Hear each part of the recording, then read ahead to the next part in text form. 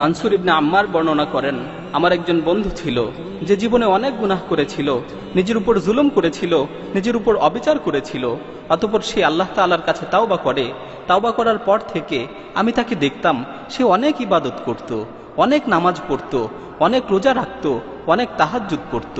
হঠাৎ করে একদিন তাকে খুঁজে পাচ্ছিলাম না। আমি তার খোঁজে তার বাড়িতে গেলাম। আমি দরজায় গিয়ে আওয়াজ দিলাম, ভিতর থেকে তার মেয়ে বের হয়ে আসলো। আমাকে জিজ্ঞেস করলো, কাকে খুঁজছেন? তখন আমি বললাম, তোমার আব্বুকে যে বলো অমুক এসেছে। অতঃপর আমাকে ভিতরে আসতে বলা হলো। আমি ভিতরে প্রবেশ করলাম। আমি দেখলাম সে বাড়ির মাঝখানে শুয়ে আছে। তার চেহারা বিকৃত হয়ে গেছে, তার চোখগুলো বড় বড় হয়ে গেছে। তখন আমি তার এই অবস্থা দেখে বললাম, হে আমার ভাই, আমার ভয় হচ্ছে। হে আমার ভাই, তোমার এই অবস্থা দেখে আমার ভয় হচ্ছে। তুমি বেশি বেশি করে লা ইলাহা ইল্লাল্লাহ বলতে থাকো। এ কথা শুনে সে অনেক কষ্ট করে আমার দিকে তাকালো, অতঃপর বেহুশ হয়ে গেল। যখন তার হুঁশ ফিরে আসলো, আমি তাকে দ্বিতীয়বার আবারও বললাম, হে ভাই, বেশি বেশি করে লা ইলাহা ইল্লাল্লাহ বলতে থাকো। সে আবারও বেহুশ হয়ে গেল। যখন তার হুঁশ ফিরে আসলো, আমি তৃতীয়বার আবারও বললাম, হে ভাই, বেশি বেশি করে লা ইলাহা ইল্লাল্লাহ বলতে থাকো। সে চোখ খুলল, আমার দিকে কিছুক্ষণ তাকিয়ে রইল, চোখের পানি ছেড়ে দিয়ে বলল, হে ভাই মানসুর, আমার মাঝে আর এই কালেমার মাঝে প্রাচীর তৈরি করে দেয়া হয়েছে। আমি ইচ্ছা করলেও এই কালেমা পাঠ করতে পারছি না। তখন আমি বলে উঠলাম, লা হাওলা ওয়ালা কুওয়াতা ইল্লা বিল্লাহ। আমি তাকে বললাম, তুমি যে এত নামাজ পড়তে, এত ইবাদত করতে, এত আমল করতে, এত তাহাজ্জুদ পড়তে, এগুলোর কি হলো? তখন সে বলল, তুমি যে আমাকে ইবাদত করতে দেখতে, আমি এর কোনো কিছুই আল্লাহর জন্য করতাম না। আমি আমার সকল ইবাদত, আমি আমার সকল আমল, এগুলো মানুষদের দেখানোর জন্য করতাম। আর আমার তাওবা ছিল মিথ্যা তাওবা। আমি মানুষদের দেখানোর জন্য তাওবা করেছিলাম। আমি মূলত বাহ্যিকভাবে মানুষদের দেখানোর জন্য ইবাদত করতাম। কিন্তু আমি যখন একাকী থাকতাম, আমি আমার ঘরের দরজা বন্ধ করে দিয়ে মদ পান করতাম। আমি নির্জন মুহূর্তে বিভিন্ন ধরনের গুনায় লিপ্ত হতাম। আমার মনে আছে, একবার আমি খুব গুরুতর অসুস্থ হয়ে গিয়েছিলাম। আমার ধারণা হচ্ছিল আমি আর বাঁচব না। তখন আমি আমার পরিবারের লোকজনকে বললাম, আমাকে ধরে বাড়ির মাঝখানে নিয়ে আসো এবং আমার নিকট একটি কোরআন শরীফ নিয়ে আসো। অতঃপর তারা আমাকে ধরে বাড়ির মাঝখানে নিয়ে গেল এবং আমার নিকট কোরআন শরীফ নিয়ে আসলো। আমি কোরআনকে খুলে পড়তে লাগলাম এবং আসমানের দিকে তাকিয়ে বলতে লাগলাম, হে পরম দয়ালু আল্লাহ, হে পরম দয়ালু আল্লাহ, এই কোরআনের মাধ্যমে তুমি আমাকে সুস্থতা দান করো। আমি তোমার সাথে ওয়াদা করছি, আমি তোমার সাথে প্রতিজ্ঞাবদ্ধ হচ্ছি, আমি আর কোনোদিন গুনাহ করব না, আমি আর কোনোদিন গুনার দিকে পা বাড়াবো না। আল্লাহ তাআলা আমাকে সুস্থতা দান করলেন। যখন আমি সুস্থ হলাম, তখন আমি আগের মতোই আবারও গুনায় লিপ্ত হলাম। প্রতিনিয়ত গুনাহ করতে থাকলাম। আল্লাহর সাথে কৃত ওয়াদার কথা একেবারেই ভুলে গেলাম। এভাবে গুনাহ করতে করতে বেশ কিছুদিন অতিবাহিত হয়ে গেল।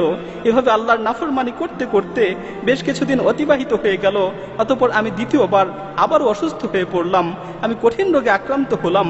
আমার আবারও মনে হচ্ছিল যে আমি আর বাঁচব না, আমি আর পৃথিবীতে থাকতে পারবো না। তখন আমি আমার পরিবারকে আবারও বললাম, তোমরা আমাকে উঠানে নিয়ে চলো, আমার কাছে কোরআন নিয়ে আসো। আমি প্রথমবারের মতো দ্বিতীয়বার আবারও প্রার্থনা করলাম। আমি আবারও আকাশের দিকে দুহাত তুলে বললাম, হে আমার প্রতিপালক, হে আমার প্রতিপালক, হে পরওয়ারদিগার, এই কোরআনের মাধ্যমে তুমি আমাকে সুস্থতা দান করো। আল্লাহ তাআলা আমার ডাকে আবারও সাড়া দিলেন, আমাকে রোগ থেকে মুক্তি দিলেন। আমি আবারও অঙ্গীকার করলাম যে আমি আর কখনোই গুনাহ করব না, আমি আর কখনোই গুনার দিকে পা বাড়াবো না। কিন্তু দ্বিতীয়বারেও আমি আমার অঙ্গীকারের কথা আবারও ভুলে গেলাম। আমি আবারও গুনায় নিমজ্জিত হলাম। আমি আবারও গুনার সমুদ্রে হাবুডুবু খেতে লাগলাম। এভাবে বেশ কিছুদিন অতিবাহিত হয়ে গেল। এরপর আমি তৃতীয়বার আবারও অসুস্থ হয়ে পড়লাম, যা তুমি এখন দেখতে পাচ্ছ। অতঃপর আমি আমার স্ত্রীকে বললাম, আমাকে উঠানে নিয়ে চলো, আমার কাছে কোরআন নিয়ে আসো। তারা আমাকে উঠানে নিয়ে গেল, আমার কাছে কোরআন নিয়ে আসলো। অতঃপর এবার যখন আমি তিলাওয়াত করার জন্য কোরআনকে খুললাম, আমি দেখতে পেলাম কোরআনের সমস্ত পৃষ্ঠাগুলো সাদা হয়ে গেছে। পুরো কোরআনের মাঝে একটি অক্ষরও আমার চোখে পড়ল না। আমি বুঝতে পারলাম আসমান ও জমিনের অধিপতি আল্লাহ সুবহানাহু ওয়া তাআলা আমার উপর রাগান্বিত হয়েছেন। আসমান ও জমিনের অধিপতি আল্লাহ সুবহানাহু ওয়া তাআলা আমার উপর ক্রোধান্বিত হয়েছেন, কারণ আমি বহুবার তার সাথে ওয়াদা করেছি, বহুবার ওয়াদা ভঙ্গ করেছি। আমি বহুবার তার কাছে তাওবা করেছি, বহুবার তাওবা ভঙ্গ করেছি। তিনি আমাকে অনেকবার সুযোগ দিয়েছেন, কিন্তু আমি বারবার এই সুযোগের অপব্যবহার করেছি। আমি বুঝতে পারলাম যে আল্লাহ তাআলা আমার উপর রাগান্বিত হয়েছেন। তাই আমি আসমানের দিকে হাত তুলে বললাম, হে আল্লাহ, আমাকে এই বিপদ থেকে মুক্তি দাও। হে আল্লাহ, আমাকে এই বিপদ থেকে রক্ষা করো, আমাকে এই বিপদ থেকে উদ্ধার করো।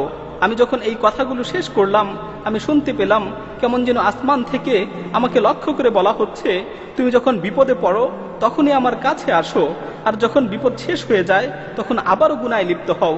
তোমাকে আমি কতবার বিপদ থেকে উদ্ধার করেছি, তোমাকে কতবার বিপদ থেকে রক্ষা করেছি, কিন্তু তুমি একবারও নিজেকে শুধরানোর চেষ্টা করনি। মানসুর ইবনে আম্মার বলেন, এ কথা শুনে আমি ক্রন্দন করতে করতে তার কাছ থেকে উঠে গেলাম। আমি যখন বাড়ি থেকে বের হওয়ার জন্য দরজার কাছাকাছি পৌঁছলাম তখন পিছন থেকে সংবাদ আসলো সে মারা গেছে, সে মৃত্যুবরণ করেছে। সে তাওবা না করেই মৃত্যুবরণ করেছে। তার মাঝে ও তাওবার মাঝে প্রতিবন্ধকতা সৃষ্টি করে দেওয়া হয়েছে। প্রিয় ভাই ও বোনেরা, আল্লাহ তাআলা আমাদেরকে তাওবা করার সুযোগ দিয়েছেন।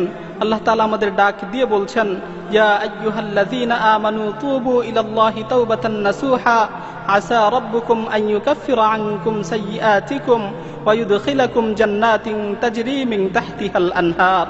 হে ঈমানদারগণ, তোমরা একনিষ্ঠভাবে আল্লাহর নিকট তাওবা করো। হে ঈমানদারগণ, তোমরা একনিষ্ঠভাবে আল্লাহ তাআলার নিকট তাওবা করো। আল্লাহ তাআলা অবশ্যই তোমাদের গুনাহগুলোকে ক্ষমা করে দিবেন এবং তোমাদেরকে জান্নাতে প্রবেশ করাবেন, যার তলদেশ দিয়ে নহরসমূহ প্রবাহিত হয়। আল্লাহ তাআলা আমাদেরকে তাওবা করার সুযোগ দিয়েছেন, কিন্তু আমরা এই সুযোগকে অবমূল্যায়ন করছি। আল্লাহ তাআলা আমাদের তাওবা করার সুযোগ দিয়েছেন, কিন্তু আমরা এই সুযোগের অপব্যবহার করছি। এমন একটি সময় হবে যখন আমাদের মৃত্যু চলে আসবে, তখন আমরা তাওবা করতে চাবো, কিন্তু আমাদের তাওবা কবুল করা হবে না। আল্লাহ তাআলা বলছেন, ওয়ালাইসাতিত তাওবাতু লিল্লাযীনা ইয়ামালুনাস সাইয়্যাত হাত্তা ইযা হাদারা আহাদাহুমুল মাউত ক্বালা ইন্নী তুবতুল আন। আর এমন লোকদের জন্য কোনো ক্ষমা নেই যারা মন্দ কাজ করতেই থাকে, এমনকি যখন তাদের মাথার উপর মৃত্যু এসে উপস্থিত হয় তখন বলতে থাকে, আমি এখন তওবা করছি। প্রিয় ভাই, আর দেরি নয়, আসুন এখনই তওবা করি, সুযোগ থাকতে তওবা করি, সুস্থ অবস্থায় আল্লাহর দিকে প্রত্যাবর্তন করি।